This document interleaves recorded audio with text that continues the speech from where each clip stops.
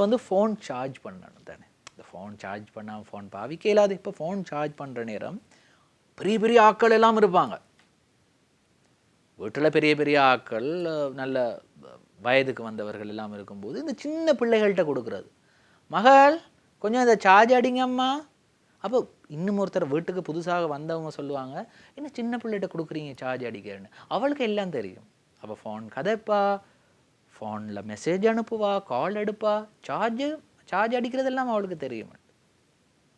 அடுத்த செய்தியை பாருங்களேன், அதை பத்திரிகையில் வெளியாகிருக்கு. ஃபோன் சார்ஜரைய தெரியட்ட மறு கந்தவாய். பேருவள பகுதியிலே தான் இந்த சம்பவம் இடம்பெற்றிருக்கின்றது. 5 வயது பிள்ளை, பெண் பிள்ளை, ஃபோனுக்கு சார்ஜ் போடுறதுக்காக போயிருக்காங்க. அந்த சார்ஜர் சரியாக அந்த சாக்கெட்டுக்கு போகாத காரணத்தினால், உள்நுழையாத காரணத்தினால் அந்த இடத்திலேயே உயிரிழந்திருக்காங்க. சின்ன பிள்ளைகள்கிட்ட சார்ஜ் போட கொடுக்கறது ஒரு பெரிய சாதனைன்னு நீங்கள் நினைக்கிறீங்க? இல்லை, வேண்டாம். பெரியவங்க நீங்கள் இருக்க நேரம் சின்ன பிள்ளைகள்கிட்ட சார்ஜ் போட கொடுக்காதீங்க. ஒரு உயிர், 5 வயது. ரொம்ப கவனமாக இருங்க, அவ்வளோதான் சொல்லலாம்.